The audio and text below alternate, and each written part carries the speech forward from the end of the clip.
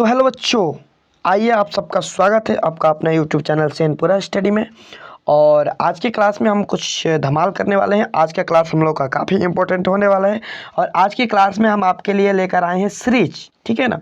किसका? तो इकोनॉमिक्स का सीरीज लेकर आए हैं जो कि काफ़ी ज़्यादा इंपॉर्टेंट है आपका एग्ज़ाम 2023 के लिए।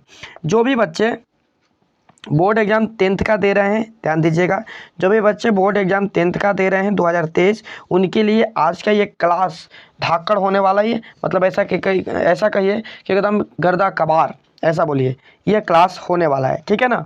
तो आप लोग इस वीडियो को जरूर देखिएगा। मैं ये लाइव लेकर आना चाहता था लेकिन लाइव नहीं लेकर आ पाया क्योंकि समय की थोड़ी सी दिक्कत हो गई है समय को देखते हुए, क्योंकि एग्ज़ाम काफ़ी ज़्यादा नज़दीक हो गया है तो ऑफलाइन इंस्टीट्यूट में थोड़ा सा ज़्यादा प्रॉब्लम हो गया है, ठीक है।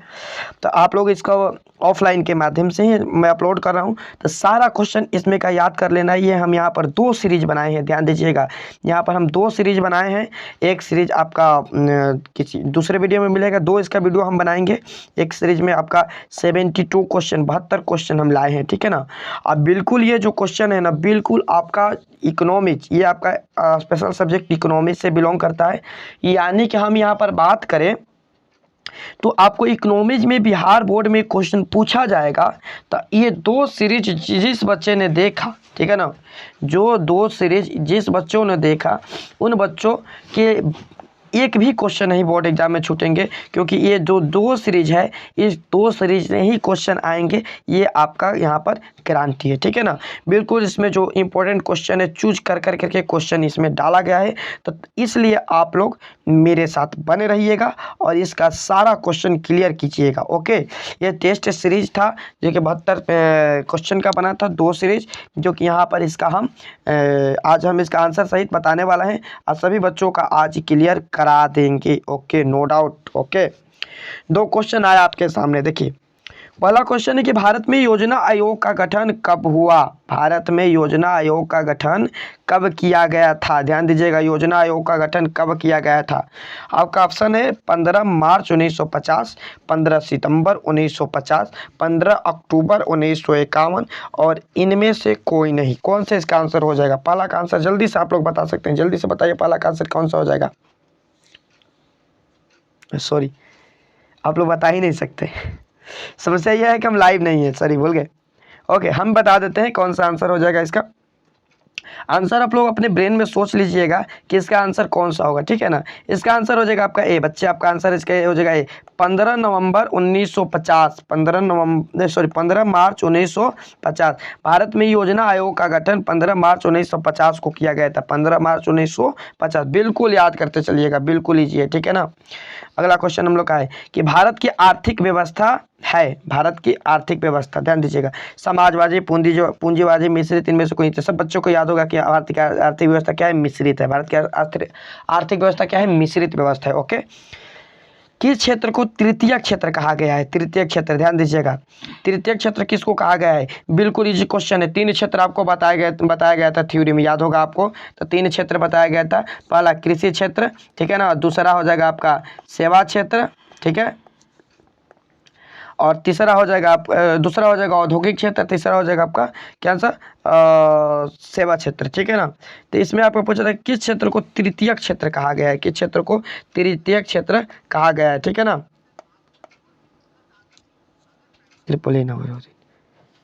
तो इसमें सेवा क्षेत्र को तृतीय क्षेत्र कहा गया है। कौन सा सेवा क्षेत्र को क्या कहा गया है? तृतीय क्षेत्र कहा गया है, ओके। आगे हम लोग बढ़ते हैं क्वेश्चन नंबर 4 की तरफ। तो एक अर्थव्यवस्था का सृजन होता है, यहाँ पर बताया जा रहा है कि एक अर्थव्यवस्था का सृजन होता है, एक अर्थव्यवस्था का सृजन होता है, ठीक है। एक अर्थव्यवस्था का सृजन, 4 का कौन सा आंसर हो जाएगा? 4 का आंसर की बात किया जाए तो 4 का आंसर हो जाएगा, देखिए, कि भौतिक, यह हो जाएगा भौतिक, प्राकृतिक संसाधन, भौतिक संसाधन, मानवीय संसाधन और इनमें से सभी संसाधन। ये आपका सही हो जाएगा, ये तीनों हो जाएगा, तीनों आपका सही हो जाएगा, सभी अर्थव्यवस्था का सृजन करते हैं, ठीक है।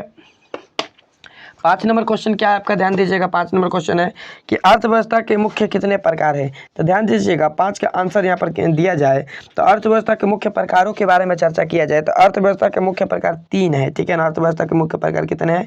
अर्थव्यवस्था के मुख्य प्रकार है आपका 3। अर्थव्यवस्था के मुख्य प्रकार कितने हैं? तो 3 है। ऑप्शन नंबर इसका B सही है। बिल्कुल याद करते चलिएगा, मेरे साथ ही याद करना है सभी बच्चों का, ठीक है। इनमें से इनमें से कौन से देश से मिश्रित अर्थव्यवस्था है? इनमें से कौन से देश में मिश्रित अर्थव्यवस्था है? अमेरिका, रूस, भारत, इनमें से कोई नहीं। कौन से देश में मिश्रित अर्थव्यवस्था है? तो भारत में। इसका आंसर हो जाएगा बी। भारत में बिल्कुल मिश्रित अर्थव्यवस्था है, इसका आंसर हो जाएगा बी। ओके, समझ में आ रहा है ना? बिल्कुल। एक समाजवादी अर्थव्यवस्था में सर्वाधिक बल दिया जाता है किस पर? समाजवादी अर्थव्यवस्था में सर्वाधिक बल किस पर दिया जाता है? आर्थिक स्वतंत्रता पर, उत्पादन कुशलता पर, लोक कल्याण पर, अधिकतम लाभ अर्जित करने पर। 7 का आंसर कौन सा हो जाएगा? 7 का आंसर बताइए आप लोग जल्दी से। तो 7 का आंसर की बात किया जाए तो ये हो जाएगा लोक कल्याण पर। बिल्कुल याद करते चलिएगा, मेरे साथ ही याद करते चलना है बिल्कुल आप लोगों को, ठीक है। निम्नलिखित में कौन से मिश्रित अर्थव्यवस्था की विशेषता है? निजी क्षेत्र, सार्वजनिक क्षेत्र, दोनों, इनमें से कोई नहीं। 8 का आंसर कौन सा हो जाएगा? 8 का आंसर की बात की जाए तो सी हो जाएगा दोनों। मिश्रित अर्थव्यवस्था में ये निजी भी आ जाएगा, सार्वजनिक, दोनों आएगा, ठीक है ना। दोनों मिलाकर मिश्रित बनता है। ओके, 9 नंबर क्वेश्चन देखा जाए तो 9 नंबर क्वेश्चन आपका है कि स्वतंत्रता प्राप्ति के बाद भारत का मुख्य आर्थिक उद्देश्य क्या है? तीव्र आर्थिक विकास, उत्पादन, रोजगार सृजन, निर्धनता निवारण, उपयुक्त सभी। कौन सा हो जाएगा? तो देखिएगा, ध्यान दीजिएगा, भारत स्वतंत्रता आज़ादी के बाद भारत के मुख्य उद्देश्य क्या थे? तो स्वतंत्रता की आज़ादी के बाद भारत के मुख्य उद्देश्य ये हो जाएगा, सभी थे, ये सभी पर भारत बिल्कुल ध्यान दे रहा है, यानी कि तीनों थे, ठीक है ना। 10 नंबर क्वेश्चन की बात करें, बिहार में किस जिले में प्रति व्यक्ति आय सबसे कम है? बिहार के किस जिले में? क्वेश्चन इंपॉर्टेंट है, बोर्ड एग्जाम में तो पक्का ही पूछता रहता है, ठीक है ना। याद रखिएगा शिवर, याद रखिए कौन सा शिवर? बिहार के शिवर जिला में प्रति व्यक्ति आय कम है। बिल्कुल मेरे क्वेश्चन को, मेरी बातों को ध्यान से सुनते जाइएगा। हो सके तो आप लोग, ये ईयरफोन होता है, ब्लूटूथ होता है, इसका यूज कीजिए, क्योंकि इससे आपका जो मेरा बात है क्लियर आपके कान में जाता बिल्कुल पहुंचेगा, आपका ध्यान नहीं भटकेगा। ओके, चलिए आगे बढ़ते हैं हम लोग। 10 के बाद 11 नंबर क्वेश्चन, बिहार के किस जिले का प्रति व्यक्ति आय सर्वाधिक है? इसमें देखो, उसमें कम था, इसमें सर्वाधिक पूछा जा रहा है। 11 का आंसर कौन सा हो जाएगा? तो 11 का आंसर की बात यहाँ पर किया जाए तो ये हो जाएगा पटना। ये हो जाएगा क्या? पटना हो जाएगा, ठीक है ना, पटना हो जाएगा। Okay okay okay. बात किया जाए 12 नंबर क्वेश्चन के आंसर क्वेश्चन के बारे में, तो सन 2008 से 2009 के अनुसार भारत की औसत प्रति व्यक्ति आय कितनी है? 12 नंबर क्वेश्चन का आंसर बताइए, बिल्कुल जल्दी से बताइए आप लोग। तो याद रखिएगा, इसका आंसर हम बता देते हैं कि 2008 और 2009 के अनुसार 25,494। बिल्कुल इंपॉर्टेंट क्वेश्चन एग्जाम में पूछ चुका है, इसे आप लोग देख लीजिएगा बिल्कुल ध्यानपूर्वक। ओके, 13 नंबर क्वेश्चन की बात किया जाए कि भारत में वित्तीय वर्ष किसे कहा गया है? भारत के वित्तीय वर्ष किसे कहा गया? 1 जनवरी से 31 दिसंबर तक, 1 जुलाई से 30 जून तक, 1 अप्रैल से 31 मार्च तक, और 1 सितंबर से 31 अगस्त तक।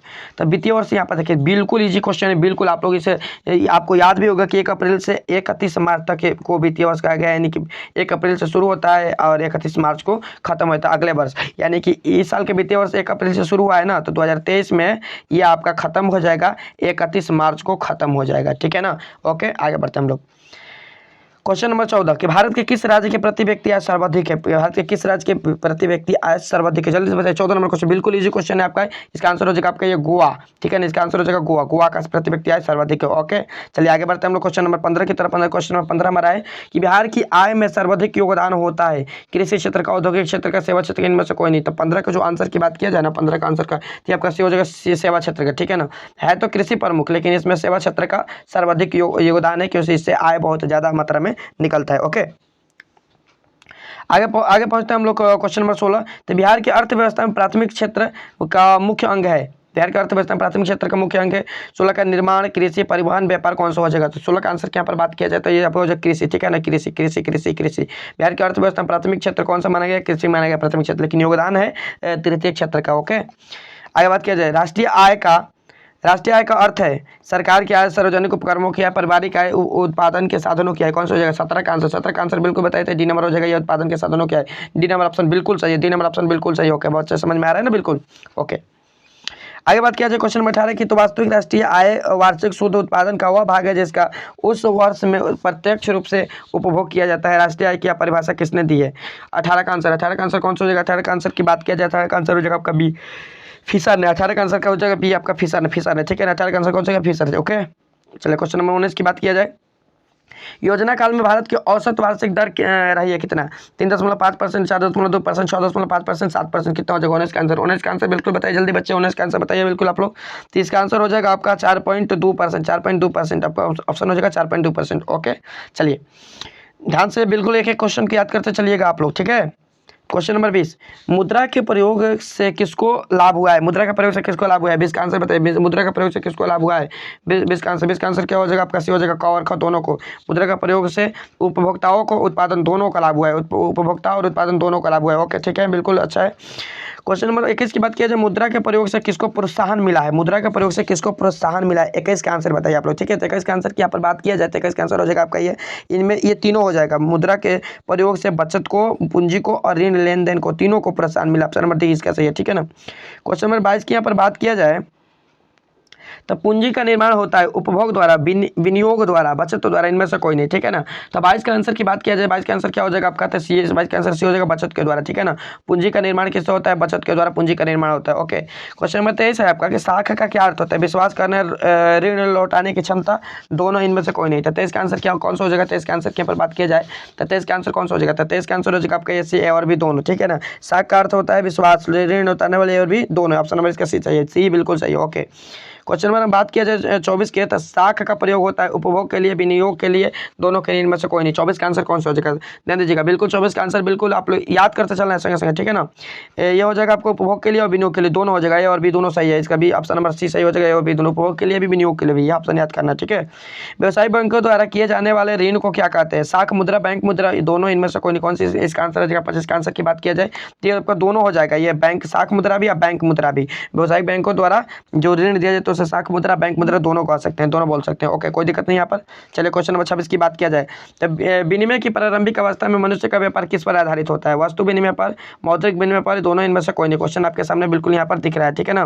क्वेश्चन बिल्कुल आपके सामने यहाँ पर दिख रहा है बच्चे, देखिए। अब इसका बात किया जाए इसके आंसर की, तो आंसर क्या हो जाएगा? तो देखिए क्वेश्चन नंबर आपका ये जो 26 इसका आंसर की हम बात किया करें तो इसका आंसर हो जाएगा आपका वस्तु विनिमय पर, यानी विनिमय की प्रारंभिक अवस्था वस्तु विनिमय पर आधारित थी, मनुष्य का व्यापार इस पर आधारित था पहले, ठीक है ना। मुद्रा वह है जो मुद्रा का कार्य करती है। मुद्रा की परिभाषा किसने दिया था? ठीक है, बहुत इंपॉर्टेंट क्वेश्चन है, बिहार बोर्ड में बहुत बार पूछ चुका है, ठीक है ना।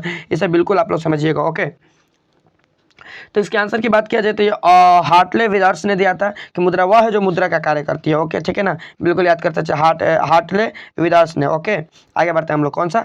तो मुद्रा की वैधानिक परिभाषा किसने दी है? मुद्रा की वैधानिक परिभाषा किसने दी है? प्रोफेसर मार्शल ने, प्रोफेसर पिगू ने, प्रोफेसर रॉबर्टसन ने, प्रोफेसर नैप ने, ठीक है ना। इसका आंसर कौन सा हो जाएगा? 28 के आंसर की बात किया जाए तो 28 का आंसर कौन सा हो जाएगा? तो ये आपका हो जाएगा प्रोफेसर नैप ने। ओके, ऑप्शन नंबर इसका डी सही है, बिल्कुल ऑप्शन नंबर डी सही है, बिल्कुल बिल्कुल। ओके ओके, क्वेश्चन नंबर 29 की बात किया जाए तो मुद्रा का प्रमुख कार्य क्या है? मुद्रा का प्रमुख कार्य क्या है? विनिमय का माध्यम, मूलन का मापक, मूल्य का संचय, इनमें से सभी कौन सा हो जाएगा? तो 29 का आंसर की यहाँ पर बात किया जाए तो आपका डी हो जाएगा, इनमें से सभी। मुद्रा का तीनों कार्य, विनिमय का माध्यम भी, मूल्य का मापक भी और मूल्य का संचय भी, तीनों इसका काम है। ओके, चलिए क्वेश्चन बात किया जाए 30 नंबर क्वेश्चन की, जो कि काफी ज्यादा इंपॉर्टेंट क्वेश्चन है कि भारत में कितने राष्ट्रीयकृत बैंक है? बिल्कुल इंपॉर्टेंट क्वेश्चन, इससे अपडेट कर दिया गया। भारत में अभी राष्ट्रीयकृत बैंकों की संख्या 12 है, बिल्कुल याद करके। अभी वर्तमान में कितने हैं? 12 है। कितने हैं? 12 है। वर्तमान में कितने हैं? 12 है। लेकिन इसमें 12 में ऑप्शन नहीं दिया गया है, इसलिए इसका ऑप्शन की हम बात करें तो यार इसका ऑप्शन हो जाएगा आपका 27। ऑप्शन कौन सा हो जाएगा? 27 हो जाएगा, ठीक है। कौन सा? 27। यानी भारत में कितने राष्ट्रीयकृत बैंक है? तो 27 बैंक था, अब नहीं है, ठीक है ना, 12 है। ओके, ठीक है, तो अभी नहीं है तो इसका 27 आंसर करेंगे हम लोग, ठीक है। एटीएम का अर्थ है, एटीएम का अर्थ है स्वचालित टेलर मशीन, स्वचालित टेक्निक मशीन, स्वचालित टेलर मशीन, ठीक है, टॉकिंग मशीन है, सॉरी। इनमें से कोई नहीं। कौन सा इसका आंसर हो जाएगा? तो एटीएम का फुल फॉर्म क्या है? तो ये स्वचालित टेलर मशीन है, ठीक है ना। इसका ऑप्शन नंबर कौन सा हो जाएगा? आपका सी हो जाएगा, ऑप्शन नंबर सी सही है, स्वचालित टेलर मशीन, ठीक है ना। एटीएम ऑटोमेटिक टेलर मशीन इसे बोलते हैं इंग्लिश में, ठीक है। व्यावसायिक बैंकों का राष्ट्रीयकरण कब किया गया? जानते हैं 32 का जो आपका है व्यावसायिक बैंकों का राष्ट्रीयकरण किया, याद रखिएगा बिल्कुल। इसका आंसर बता देते हैं, 1969 में आपका राष्ट्रीय व्यावसायिक बैंकों का राष्ट्रीयकृत किया गया, 1969 में, ठीक है ना। जितने में मेरे नए बच्चे आएंगे आप लोग मेरे चैनल को सब्सक्राइब कर लीजिएगा, क्योंकि इस चैनल पर आप लोगों को बहुत अच्छे अच्छे कंटेंट आते रहेंगे जो कि बोर्ड एग्जाम के लिए काफ़ी ज़्यादा इंपॉर्टेंट होंगे, ठीक है ना। और जितने भी मेरे पुराने बच्चे हैं प्लीज़ वीडियो को लाइक करते चलिएगा, ताकि मेरा प्रोत्साहन आप लोगों के प्रति बना रहे, बिल्कुल, ठीक है। चलिए आगे हम बढ़ते हैं क्वेश्चन नंबर 33 की तरफ। क्वेश्चन नंबर 33 है हमारे यहाँ पर कि भारत में सहकारिता आंदोलन का प्रारंभ कब हुआ? भारत में सहकारिता आंदोलन का प्रारंभ कब हुआ? 33 नंबर क्वेश्चन दिया गया, ठीक है ना। तो इसका आंसर हो जाएगा आपका ए नंबर, 1904 में, ठीक है ना। सहकारिता आंदोलन 1904 में शुरू हुआ था। ओके, भारत की वित्तीय राजधानी किस शहर को कहा जाता है? मुंबई, दिल्ली, पटना, बेंगलोर, कौन सा हो जाएगा 34 का आंसर में? तो ये आपका हो जाएगा मुंबई। भारत की वित्तीय राजधानी मुंबई, भारत की वित्तीय राजधानी Mumbai. Okay okay okay okay. Question number 35, व्यावसायिक बैंकों का राष्ट्रीयकृत कब किया गया? व्यावसायिक बैंकों का राष्ट्रीयकृत किया गया, आ गया फिर से। व्यावसायिक बैंकों के राष्ट्रीयकृत कब किया गया? ध्यान दीजिएगा, आ गया फिर से, आ गए यहाँ पर फिर से, ध्यान दीजिएगा ये क्वेश्चन, बिल्कुल 1969, ठीक है ना। ऑप्शन इसका उलट पलट दिया गया, 1969। ओके, मैकलेन समिति बनाई गई, मैकलेन समिति बनाई गई, कब बनाई गई थी मैकलेन समिति? जान दीजिएगा 1911, 1914, 1915, 1916। मारिए मारिए उलट कर इसको, ठीक है। कौन सा हो जाएगा आपका? 36 का आंसर, 36 का आंसर की बात किया जाए तो बी हो जाएगा 1914 में, बिल्कुल 1914 में, 1914 में, 1914 में, ठीक है ना। 1900 कितना में? 1914 में। आगे बात किया जाए, गैर संस्थागत वित्त प्रदान करने वाला सबसे लोकप्रिय साधन है, गैर संस्थागत वित्त प्रदान करने वाला सबसे लोकप्रिय साधन, देसी बैंकर, महाजन, व्यापारी, सहकारी बैंक। कौन सा हो जाएगा? 37 का, ध्यान दीजिएगा 37 का आंसर हो जाएगा आपका ये होगा बी, ठीक है ना, महाजन। ओके, कौन सा हो जाएगा? B, okay, B, okay. Okay, question number 38 की बात किया जाए तो वित्तीय संस्थाओं में किन संस्थाओं को सम्मिलित किया गया है? वित्तीय संस्थाओं में किन संस्थाओं को सम्मिलित किया गया? 38 का आंसर में, 38 का आंसर में बाबा, व्यवसायिक बैंक, सहकारी साख समितियां, बीमा कंपनियां, उपयोग सभी। ये तीनों हो गए, तीनों। व्यवसायिक बैंक, सहकारी साख समितियां, बीमा कंपनी, उपयोग सभी, तीनों हो जाएंगे, तीनों। ओके, आगे बात करते हैं हम लोग। मुद्रा बाजार की संस्थागत वित्तीय संस्थाएं में कौन सा सर्वाधिक महत्वपूर्ण है? व्यवसायिक बैंक, सहकारी समितियां, महाजन, व्यापारिक बैंक, ठीक है ना। वीडियो आप लोग देखिए तो पूरा देखिए, कबार कर उठा कर फेंकिए, ठीक है ना। 39 क्या हो जाएगा आपका? यह हो जाएगा व्यवसायिक बैंक। ओके, व्यवसायिक बैंक। कौन सा व्यवसायिक बैंक है? भारत का केंद्रीय बैंक है, reserve bank of India, option number D है। ये कौन बोल सकता है? इससे कौन बोल सकता है? नोट छापने वाला बैंक, ठीक है। राष्ट्रीय कृषि एवं ग्रामीण बैंकों का विकास की स्थापना कब हुआ था? 41 में क्वेश्चन आपसे पूछ रहा है, बड़ा ही टॉप क्वेश्चन दिया गया है कि राष्ट्रीय कृषि और ग्रामीण बैंकों का निर्माण कब हुआ था? मारिए एकदम 1942, एकदम हंसते हंसते मारिए 1942, ठीक है, 1942। ओके, क्वेश्चन नंबर 42 की बात किया जाए तो भारत रिजर्व बैंक की स्थापना कब हुई? भारत रिजर्व बैंक की स्थापना कब हुई? 1934, 1935, 1948, 1951। 42 नंबर क्वेश्चन के आंसर क्या हो जाएगा? 1935। भारतीय रिजर्व बैंक की स्थापना कब हुई थी? 1935। भारतीय रिजर्व बैंक की स्थापना कब हुई? वो नोट छापने वाले बैंक की स्थापना कब हुई थी? 1965, ठीक है ना। याद कर दीजिएगा कि नोट छापने वाली बैंकों की स्थापना कब हुई थी? 1965। ओके, बहुत इंपॉर्टेंट क्वेश्चन है। रिजर्व बैंक ऑफ इंडिया का मुख्य कार्य क्या है? बैंकिंग व्यवस्था का नियमन, साख मुद्रा का नियंत्रण, सरकार का बैंकर, ये सभी। तो जो रिजर्व बैंक है ना, रिजर्व बैंक ऑफ इंडिया, इसका सब काम है या सब काम है? तीनों काम करता है, ओके। क्वेश्चन नंबर 44, मानवीय पूंजी का निर्माण के मुख्य घटक कौन सा है? स्वास्थ्य सेवाएं, आवास, शिक्षा, प्रेक्षण, उपयोग सभी। कौन सा हो जाएंगे? 44 का मारिए यहाँ पर डी, ठीक है ना, डी, ठीक है ना। थोड़ा ध्यान दीजिएगा क्योंकि गेस्ट पेपर में बच्चे ने मारा है डी, क्योंकि इसमें जितने बहुत सारे क्वेश्चनों का आंसर है डी, ठीक है। तो यहाँ पर देखते जाइएगा, उपयोग सभी है तो ध्यानपूर्वक लगाइएगा डी। ओके, बात किया जाए क्वेश्चन नंबर 45 की, तो भारतीय सेवा क्षेत्र को सामान्यतः कितने भागों में बांटा गया है? भारतीय सेवा क्षेत्र को, तो 45 नंबर क्वेश्चन आपका हो जाएगा ये ऑप्शन ए। ओके, 2 भागों में। कितने? 2 भागों में। ओके, 2 भागों में। कितने? 2 भागों में। कितने? 2 भागों में। ओके, कौन से भी मारू राज्य नहीं है? मध्य प्रदेश कौन सा भी राज्य नहीं है? 46 का आंसर क्या हो जाएगा आपका? 46 का आंसर हो जाएगा कर्नाटक, बीमारू राज्य नहीं है। ऑप्शन नंबर सी सही है, बिल्कुल। किस क्षेत्र को द्वितीय क्षेत्र कहा है? उद्योग क्षेत्र को द्वितीय क्षेत्र कहा गया, ठीक है ना, बिल्कुल इजी रखिएगा। प्रथम कृषि, द्वितीय उद्योग, तृतीय सेवा, ठीक है ना। ओके, बिहार एक राज्य है, उद्योग प्रधान, पशुपालन प्रधान, खनिज प्रधान, कृषि प्रधान। कौन सा हो जाएगा भाई? मारिए ना कृषि प्रधान, क्या है इसमें? मारिए कृषि प्रधान, ठीक है। ओके, क्वेश्चन नंबर कितना है? 49 है ना। हाँ, 49 है कि जनसंख्या का लगभग कृषि क्षेत्र पर हिस्सा है। कितना? 49 ठोको 87%, ठीक है, 87%। ओके, कितना? 87%। एक अर्थव्यवस्था में किस क्षेत्र को सेवा क्षेत्र कहा जाता है? ठीक है, 50 नंबर क्वेश्चन है, ठीक है ना। तृतीय क्षेत्र को सेवा क्षेत्र कहा जाता है। कितने? तृतीय क्षेत्र को सेवा क्षेत्र कहा जाता है। ओके, हाँ। 51 नंबर क्वेश्चन, भारत के कार्यबल अवस्था कार्यशील जनसंख्या का कितना प्रतिशत क्षेत्र में संलग्न है? 50 से 55, 62 से 70, 70 से 75, 80 से 85, 51, 65 से 70। बुझाइल बबुआ, 65 से 70, ठीक है ना। विकासशील देशों की कार्यशील जनसंख्या की अधिकांश भाग कार्यरत होता है कृषि क्षेत्र में, औद्योगिक क्षेत्र में, सेवा क्षेत्र में, इन सभी क्षेत्र में। सभी है क्या? सभी है नहीं होगा। सेवा क्षेत्र में, ठीक है ना। इसलिए बताया कि सभी सभी सभी पर थोड़ा ध्यान ध्यान ध्यान देना है, ठीक है ना। विश्व व्यापार संगठन की स्थापना कब हुई थी? 53 नवंबर। विश्व व्यापार की स्थापना कब हुई थी? 1995। विश्व व्यापार संगठन की स्थापना 1995, 1995, 1995। हाँ ठीक है ना, 1995, ठीक है। वैश्वीकरण ने भारत को क्या लाभ होने की संभावना है? 54 नंबर क्वेश्चन है, ठीक है ना। देखिए यहाँ पर क्या है, कुशलता में वृद्धि, रोजगार के अवसरों में वृद्धि, उत्पादक में वृद्धि, ये सभी। वाह वाह वाह वाह, ये सभी हो जाएगा। ऑप्शन नंबर डी सही है, बिल्कुल ठीक है। क्वेश्चन नंबर 55, जनसंख्या में वितरण के आधार पर वांछित परिवार की प्रतिशत है कितना? 55 है ना। 55 का कितना होगा? 51.3% हो जाएगा, ठीक है ना। 51.3% हो जाएगा, इसमें कोई शक नहीं है। निम्नलिखित में कौन सी संस्था वैश्वीकरण के विस्तार में सहायक हुई? 56 है, ठीक है ना। क्या है भाई, इसमें से इनमें से सभी लोग मार दिया जाए, कहा मार दिया जाए, बोलिए मार दिया जाए इनमें से सभी। ओके मार दिया जाए, ठीक है। आगे क्वेश्चन है आपका कि अंतर्राष्ट्रीय व्यापार संबंधी नियमों को निर्धारित करने वाली संस्था कौन है? बैंक, विश्व बैंक, IMF, UNF, इनमें से कोई नहीं। 57 का कौन सा हो जाएगा, ठीक है ना। 57 का हो जाएगा डी। कौन सा हो जाएगा? डी हो जाएगा, ठीक है ना। इनमें से कोई नहीं। तो चलिए दोस्तों, हम लोग देखते हैं क्वेश्चन नंबर 58 की तरफ चलते हैं कि वैश्वीकरण का क्या अर्थ है। वैश्वीकरण का क्या अर्थ है? क्वेश्चन नंबर 58 नंबर है, वैश्वीकरण का क्या अर्थ है, ठीक है। वैश्वीकरण का क्या अर्थ है, क्वेश्चन नंबर 58 है। इसका आंसर की बात कीजिए, इसका आंसर कौन सा हो जाएगा? इसका आंसर हो जाएगा आपका ए, आयात पर नियंत्रण। आयात पर नियंत्रण क्या हो जाएगा? आयात पर नियंत्रण, और आयात पर नियंत्रण इसका आंसर। तो क्वेश्चन नंबर है कि 59 नंबर है कि वैश्वीकरण के मुख्य कितने अंग है? वैश्वीकरण के मुख्य कितने अंग है?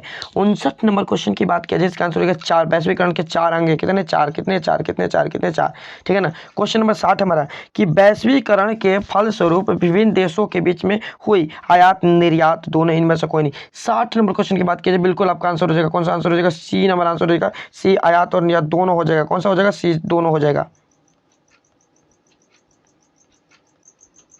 चलिए तो क्वेश्चन नंबर की बात किया जाए पर 61 की। क्वेश्चन नंबर 61 हमारा क्या? क्वेश्चन नंबर 61 है हमारा कि वैश्वीकरण से लाभान्वित होता है उत्पादक उपभोक्ता, ये दोनों, इनमें से कोई नहीं। कौन सा इसका आंसर हो जाएगा? तो ये आपका आंसर हो जाएगा, ये दोनों हो जाएगा। उत्पादक और उपभोक्ता दोनों हो जाएगा। ओके, क्वेश्चन नंबर ए और बी दोनों हो जाएगा। 61 का आंसर ए और बी दोनों हो जाएगा। चलिए क्वेश्चन नंबर 62 की बात किया जाए तो निम्नलिखित में वो कौन बहुराष्ट्रीय कंपनी है? Ford Motors, Coca Cola, Nokia, इनमें से सभी कौन सा हो जाएगा? 62 के आंसर की यहाँ पर बात किया जाए 62, तो आपका हो जाएगा ये सभी हो जाएगा। यहाँ पर बहुराष्ट्रीय कंपनी की बात किया जाए, Ford Motors, Coca Cola, Nokia, तीनों है बहुराष्ट्रीय कंपनियाँ। ओके, क्वेश्चन नंबर 33 की 63 की बात किया जाए तो वैश्वीकरण के मुख्य कितने अंग है? वैश्वीकरण के मुख्य 5 अंग होते हैं। कितने? 5 अंग होते हैं वैश्वीकरण के। ओके, क्वेश्चन नंबर भारत के 64 की बात किया जाए तो भारत में नई आर्थिक नीति का घोषणा कब हुई? भारत में नई आर्थिक नीति 64 नंबर क्वेश्चन की बात किया जाए तो हो जाएगा बी हो जाएगा।